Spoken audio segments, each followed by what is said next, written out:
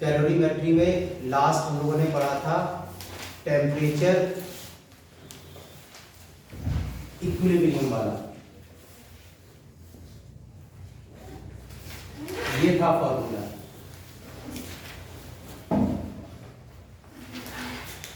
Equilibrium temperature,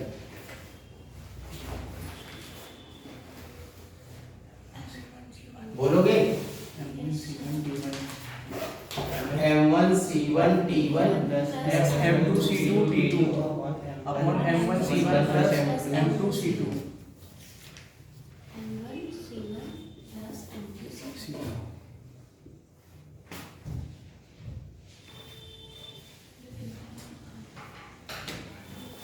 अब एक question लिख लो।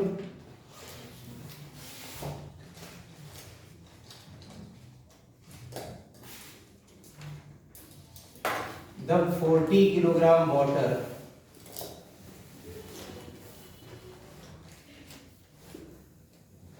at 10 degrees Celsius is mixed with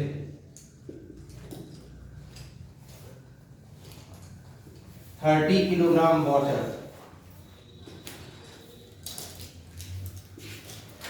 at 80 degrees Celsius.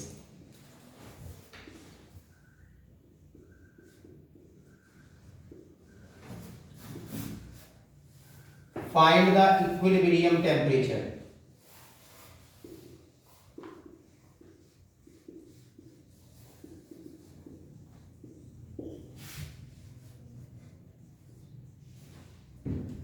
ठंडे पानी में गर्म पानी मिलाया तो गुनगुना पानी हो जाता है, डेली करते हो आजकल, तो उसका टेम्परेचर।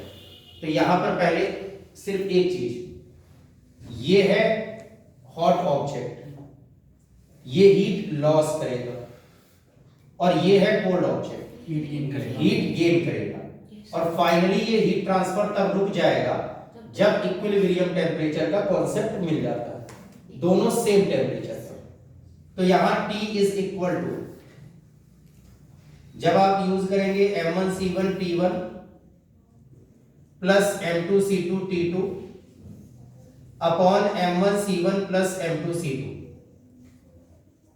तो ध्यान देना यहां पर वाटर को वाटर में मिक्स किया है, यानी स्पेसिफिक हीट कैपेसिटी दोनों की सेम। तो यहां वाटर की स्पेसिफिक हीट कैपेसिटी भले ही तुम्हें मालूम है, लेकिन उसे लिखने की जरूरत नहीं है।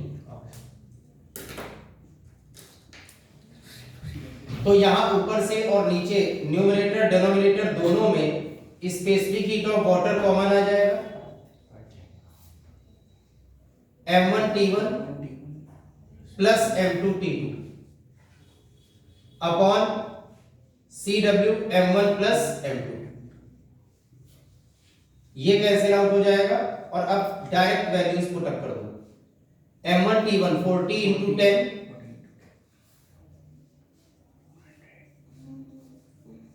M2T2 30 into 80,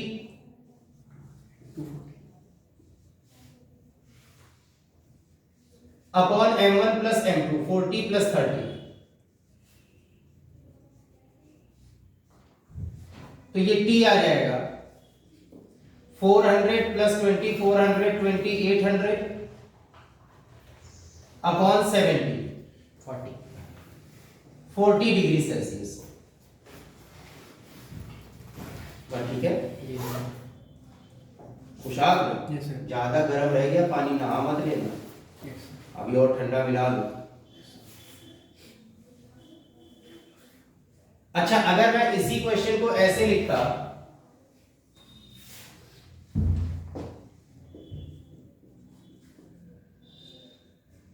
$40 kilogram water at 10 degree Celsius is mixed with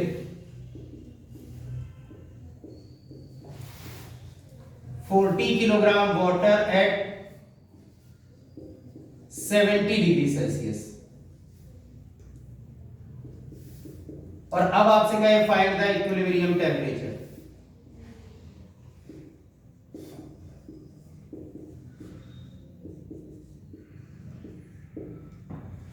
तो इस बार अगर चेक करोगे तो मास भी दोनों के सेम है और स्पेसिफिक हीट कैपेसिटी, क्योंकि वाटर से वाटर में मिक्स कर रहे हो तो दोनों की स्पेसिफिक हीट कैपेसिटी सेम है। तो यहां m1 is equal to m2 m मान लो और c1 is equal to c2 c मान।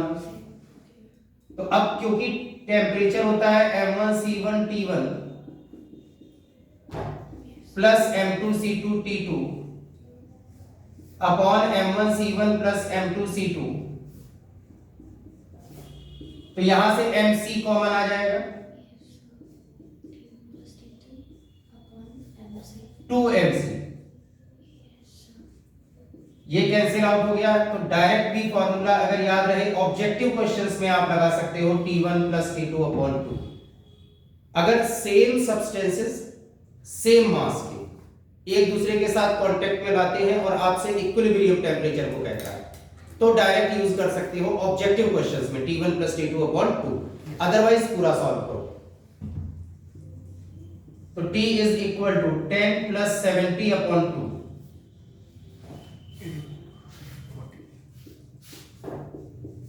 ये एक दुर्घटना है कि आंसर 40 आ गया दोनों बार। अब हर बार इस जैसे क्वेश्चन का आंसर 40 मत टिक कराना।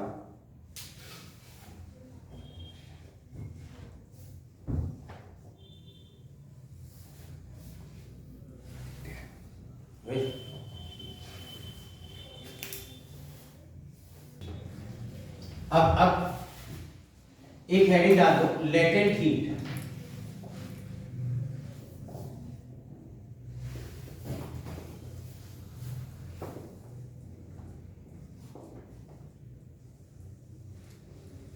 लेटेंट हीट, पहले इसकी डेफिनेशन लिख लो, फिर अभी एक क्वेश्चन करेंगे तो समझ में आएगा कि इसको कैसे सॉल्व करेंगे। The heat required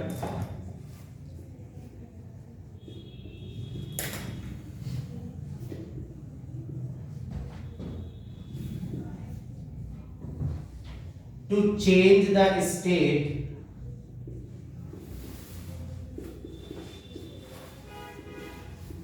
of a substance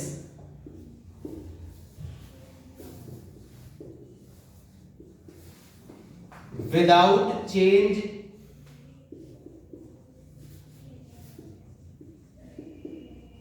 in its temperature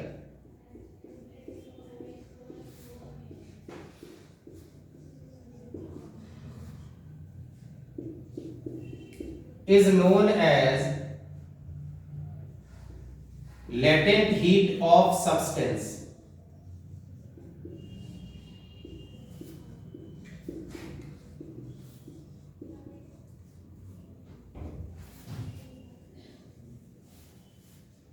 जब यहां पर देखना बेटा, दो टाइप की लेटेंट हीट आपको बताई जाएंगी, एक लेटेंट हीट ऑफ फ्यूजन और एक लेटेंट हीट ऑफ वेपोराइजेशन।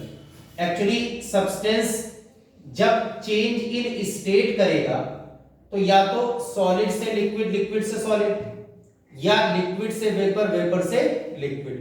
तो जब देखना मैं कैसे लिख रहा हूं, लिक्विड गैस में चेंज हो या गैस लिक्विड में,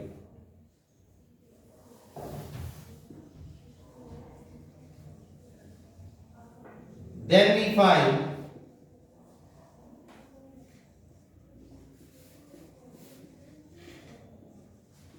latent heat of vaporization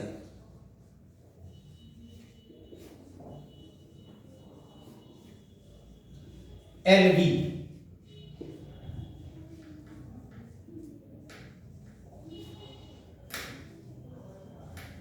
and when solid converted into liquid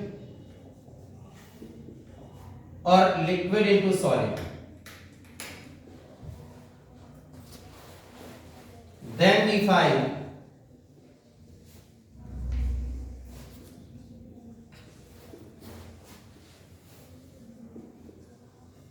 latent heat of fusion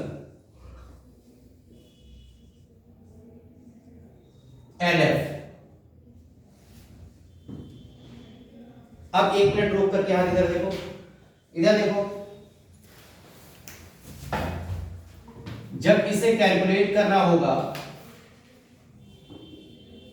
तो heat is directly proportional to mass use करते हैं। Q is directly proportional to M और यहां पर कांस्टेंट होता है L, लेटेंट हीट।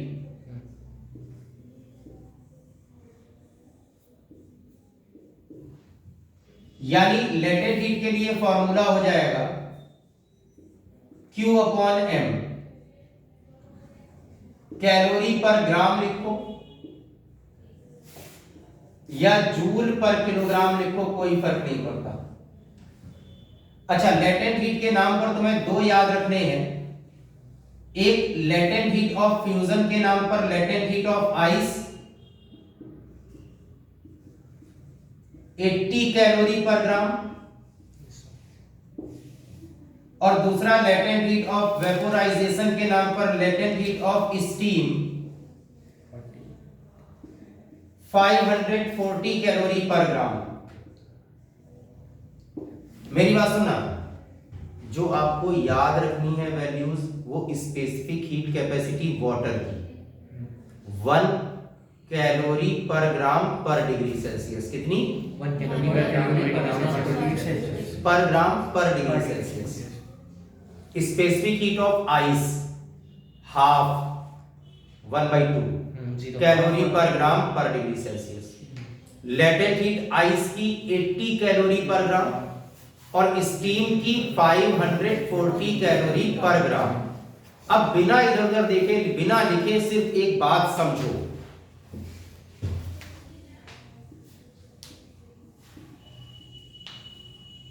यहां पर जो M है is the mass of substance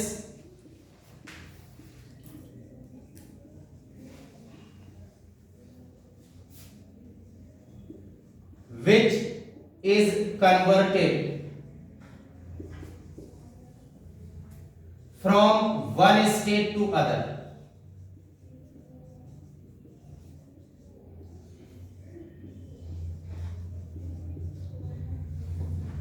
मतलब समझना बेटा, जितना मास एक स्टेट से दूसरे स्टेट में कन्वर्ट हो जाएगा वो इस फॉर्मूले में m को रिप्रेजेंट करेगा। अब दो बातें एक साथ समझो। पहले तो एक बात पकड़ना, आपके पास, और अभी हम उस पर पूरा क्वेश्चन भी करेंगे, आपके पास आइस है -5 डिग्री सेल्सियस पर, और यही क्वेश्चन अभी ले लूंगा। उसे हीट देना स्टार्ट करो तो लास्ट उसका टेम्परेचर कहां तक जा सकता है? आइस का सबसे ज्यादा टेम्परेचर क्या हो सकता है? 0। तो आराम से मेरी बात पकड़ना, जब आप हीट दोगे तो आइस ही रहेगी।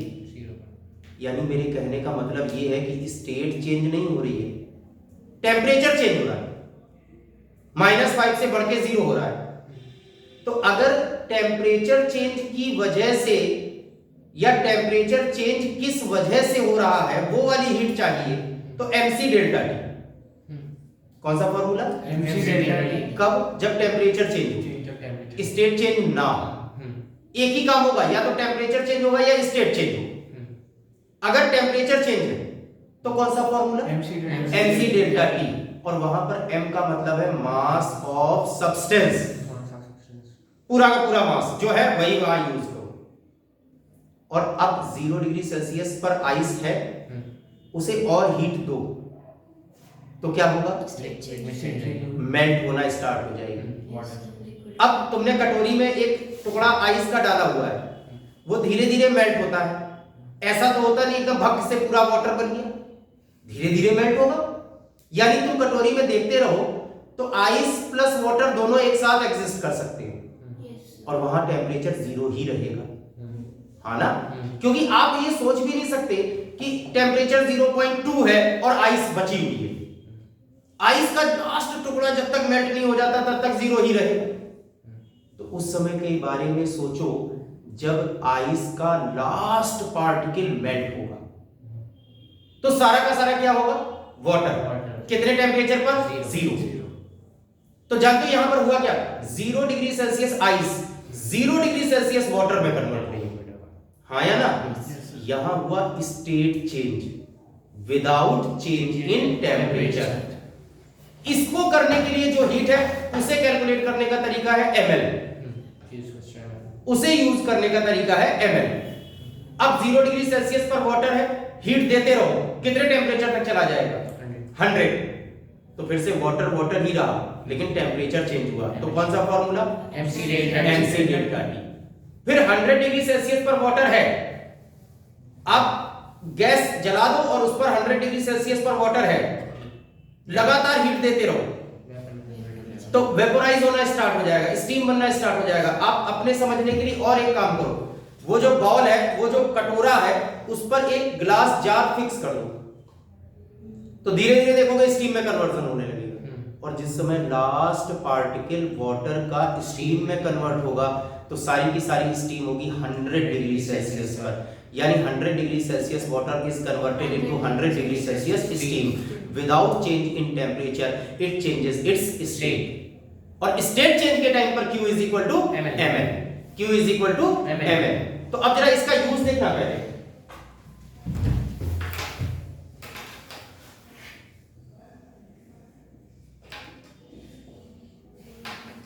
There be ice block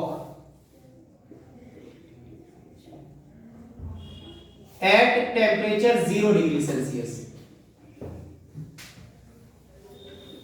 If 6000 calorie heat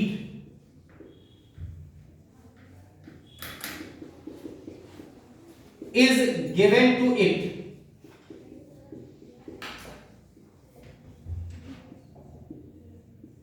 then find the mass of ice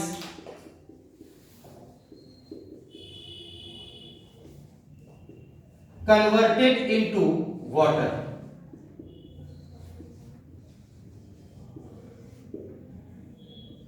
अब इस क्वेश्चन को बेटा पहले नजर भर के देखो।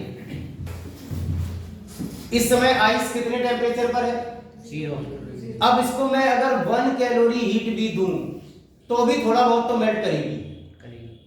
तो जब आपने, और ये इसका मास गिवन नहीं है आइस ब्लॉक का, मैंने कह रखा आइस ब्लॉक है तो बहुत बड़ा है, इसको तुम 6 करोड़ जूल भी देते तब भी कुछ फर्क नहीं पड़ता, हमें तो बस इतना निकालना था कितना मास आइस ब्लॉक का वाटर में चेंज हो गया। तो इस समय आप जो फॉर्मूला यूज करेंगे वो Q is equal to ml। अब ये m मास ऑफ आइस नहीं है, ये वो मास है जो इस हीट को देने की वजह से एक स्टेट से दूसरे स्टेट में कन्वर्ट हुआ। तो m is equal to Q upon L, यानी यहां से Q 6000 calorie, latent heat of ice 80 calorie पर ग्राम,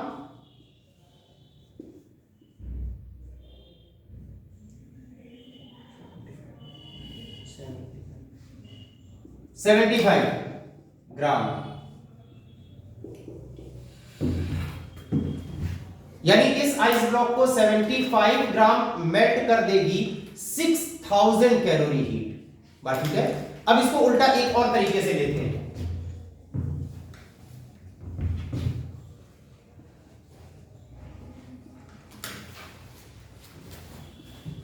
There be an ice block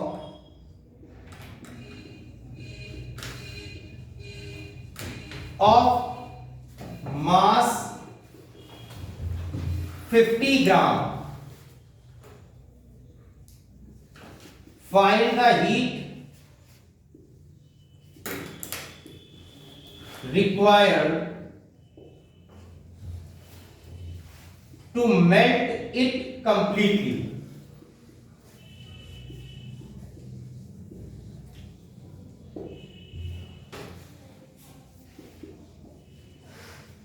तो इस बार देखो, इस बार m पूरा का पूरा कन्वर्ट कर देना है।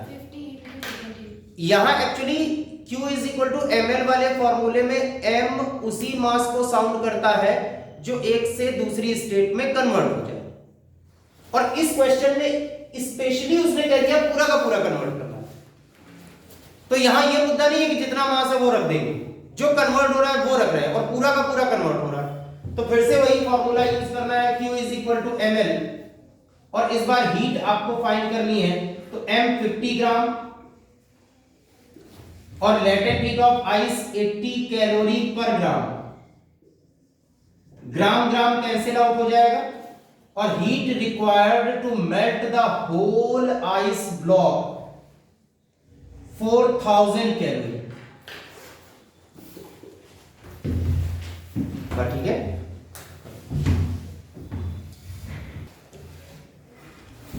अब एक क्वेश्चन लिखते हैं, उसमें ये सारा काम कंप्लीट हो जाएगा और ग्राफ भी प्लॉट हो जाएगा, heat versus temperature.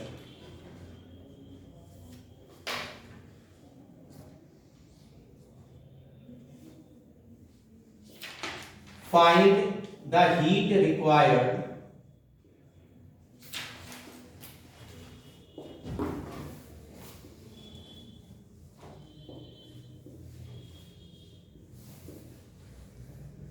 to convert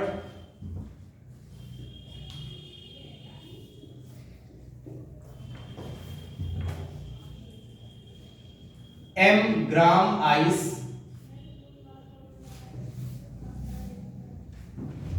at minus p degree Celsius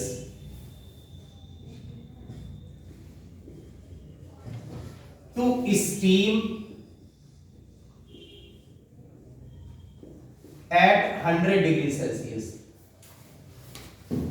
अब इसकी जगह बेटा 40 ग्राम आइस हो सकता है, -t डिग्री सेल्सियस की जगह कोई वैल्यू हो सकती है -5 -6 एंड सो ऑन, है ना, नंबर्स नहीं लिए बस value.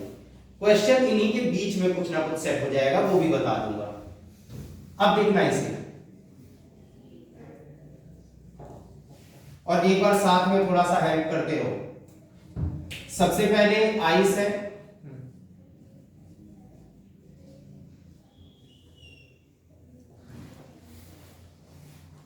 Eight -t degree Celsius, ठीक है। फिर अगर इसको हीट देते रहेंगे तो ये आइस एट 0 डिग्री सेल्सियस में कन्वर्ट हो जाएगी,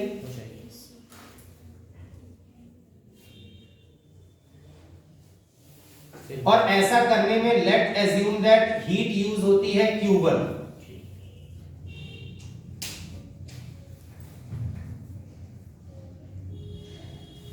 तो इस समय स्टेट चेंज हो रही है या टेम्परेचर? टेम्परेचर। तो Q1 के लिए अब इसका मास m है, specific heat capacity C ice मान लेते हैं, हमें मालूम है 0.5, लेकिन अभी हम वैल्यूज नहीं ले रहे। तो Q1 के लिए फॉर्मूला क्या होगा? m specific heat capacity ice की इनटू डेल्टा T, और यहां पर ये डेल्टा T कितना आएगा? 0 to -t मतलब +t 0 माइनस t +t, है ना, इसलिए बोल रहा हूं जैसे नंबर्स अगर गिवन हो तो -10 डिग्री सेल्सियस से 0 आएगा, तो चेंज इन टेम्परेचर 10, 0 -10। तो यहां से Q1 आप फाइंड कर लोगे। अब आइस एट 0 डिग्री सेल्सियस को और अगर हीट दोगे तो ये चेंज हो जाएगा पूरा का पूरा वाटर एट 0 डिग्री सेल्सियस।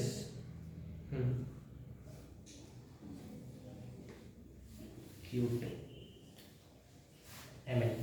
अब इस समय पर अगर हीट रिक्वायर्ड है Q2, तो क्योंकि स्टेट चेंज है तो Q2 is equal to mLF, latent heat of fusion, that is latent heat of ice, वो यूज कर दो।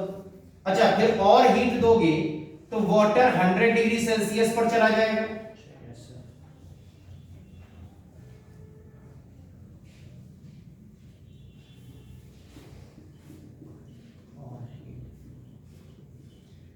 और लेट एज्यूम दैट यहां पर रिक्वायर्ड हीट है Q3, mc डेल्टा टी। तो Q3 के लिए हम फॉर्मूला यूज करेंगे m specific heat capacity water की इंटू चेंज इन टेम्परेचर, और चेंज इन टेम्परेचर यहां पर हो जाएगा 100 माइनस 0। अच्छा, अगर और हीट दोगे तो वाटर एट 100 डिग्री सेल्सियस से कन्वर्ट हो जाएगा स्टीम एट 100 डिग्री सेल्सियस।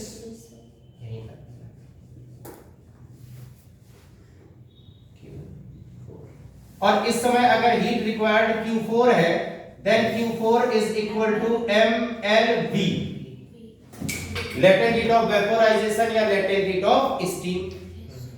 तो नेट हीट रिक्वायर्ड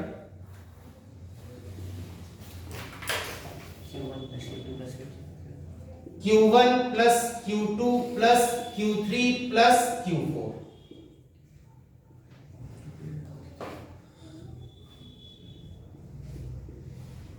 तो यार मेरी एक बात सुनना, इधर देखो, कई बार तुमसे क्या पूछता है कि 10 gram ice at 0 degree Celsius, 10 gram ice at 0 degree Celsius, और उसे वाटर एट 60 डिग्री सेल्सियस में कन्वर्ट करना है।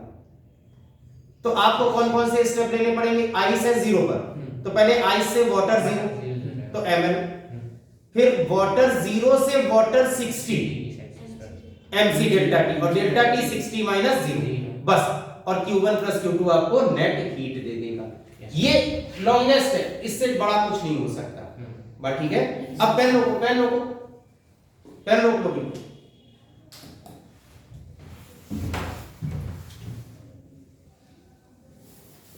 Heat versus temperature graph.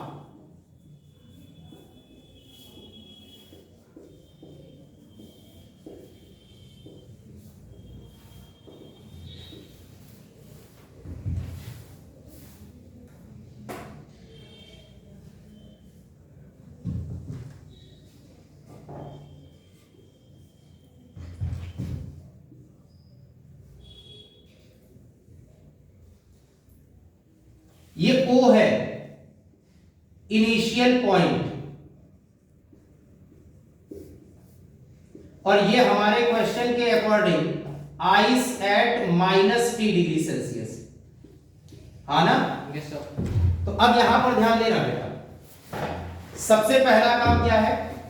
जैसे जैसे तुम हीट दोगे, इधर देखो, जैसे जैसे हीट बढ़ाओगे वैसे वैसे टेम्परेचर बढ़ेगा अप टू 0 डिग्री सेल्सियस। तो ये जाएगा ग्राफ, ये केवल आइस है, यस सर। आइस ओनली, और ऐसा अप टू 0 डिग्री सेल्सियस चलेगा। बात ठीक है? अब यहां देखना, ये है हीट Q1,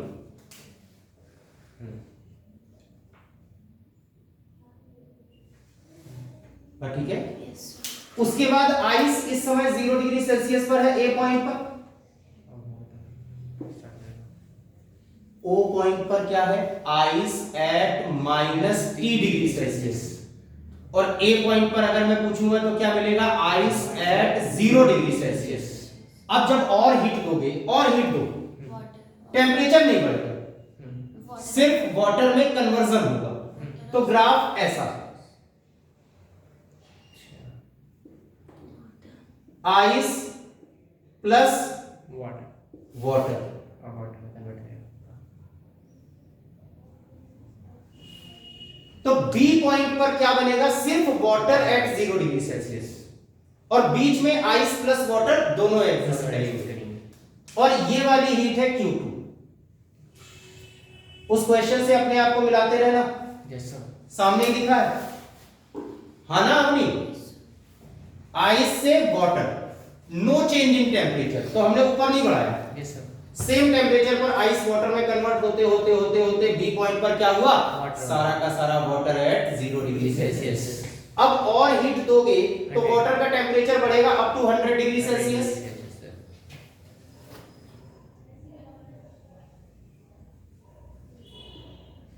वाटर ओनली, और ये चलेगा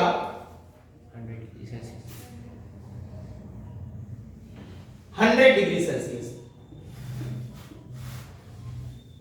सी पॉइंट पर सारा का सारा वाटर में कन्वर्ट हो जाएगा एट 100 डिग्री सेल्सियस। और ये जो यहां पर हीट एक्सेस पर तुम्हें दिखाई दे गए, ये वैल्यू है Q3। बस अब सारा का सारा वाटर है एट 100 डिग्री सेल्सियस।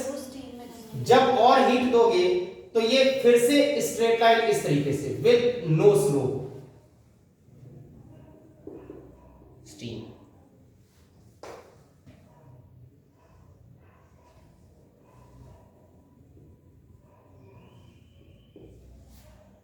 और ये है Q4।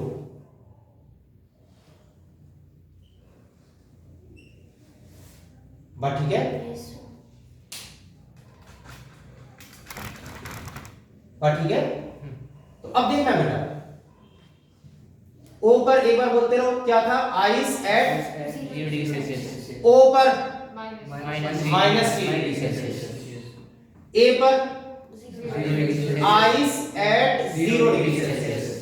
फिर ये कन्वर्जन हुआ बी पर वाटर एट 0 डिग्री सेल्सियस। कोई जल्दबाजी नहीं, बीच में किसी ने गड़बड़ बोला इसलिए फिर से सुनो, वाटर एट 0 डिग्री सेल्सियस।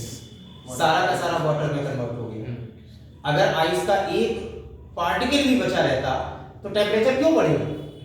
तो बी पॉइंट पर सारा का सारा वाटर एट 0 डिग्री सेल्सियस। अब वाटर का टेम्परेचर बढ़ते बढ़ते सी पॉइंट पर क्या मिला? Water at 100 degree 100 degree Celsius. अब ये वाटर का कन्वर्जन हो रहा है स्टीम में, स्टीम एट 100 डिग्री सेल्सियस। तो डी पॉइंट पर क्या मिलेगा? Steam eight 100 degree Celsius. यहां पर वाटर प्लस स्टीम।